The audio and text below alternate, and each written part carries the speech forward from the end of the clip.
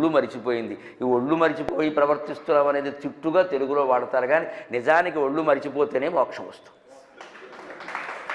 తెలుగులో తిట్టు పదాలన్నీ ఆధ్యాత్మికంగా చాలా గొప్ప పదాలండి. కోపం వస్తే నిలువున పాతేస్తాననేవారు. కంచి పరమాచార్యని, జయేంద్ర సరస్వతిని నిలువునానే పాతేశారమ్మా. మహాయోగులు నిలువునా పాతేస్తారు. కందుకూరు శివానందమూర్తి గారు మా సద్గురువులు.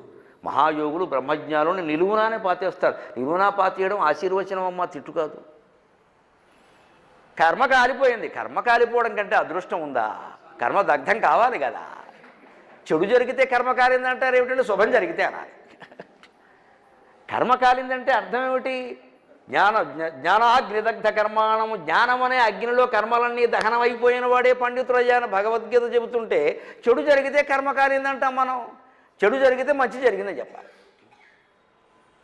ఇదే తెలుగులో తిట్టు పదాలుగా మీరు ఉన్న వాటిని మీరు చూస్తే అవన్నీ ఆధ్యాత్మికంగా గొప్ప ఆశీర్వచనాలు.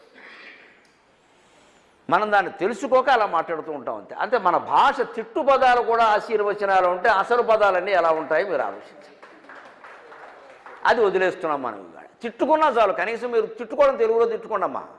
స్కౌంటర్లు, ఈడియట్, దానికి కూడా ఆ భాష ఎందుకు?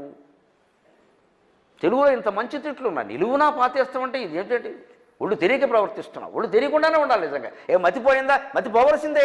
యోగ వాసిష్టం 32,000 శ్లోకాల గ్రంథం 3-4 సార్లు చదివి చెబుతున్నా. మతిపోవడమే మోక్షం అన్నాడు ఆయన. సర్వాసా సంచయే సంక్షయే క్షేతక్షయో మోక్ష తీరియతే. అన్ని కోరికలు పోయి మతి పోవడమే మోక్షం. అంటే మతిపోయిందా అన్నమాట తిట్టి ఎలా అవుతుందండి? ఆశీర్వచనం అది. మతి పోవలసిందే.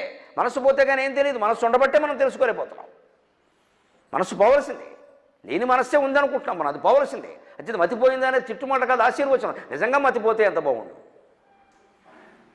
మనం అలా అనుకో. ఎందుకంటే లౌకిక వ్యవహారాలు చెడిపోవలసినవే ఇవన్నీ. ఎప్పటికైనా పోవలసినవే.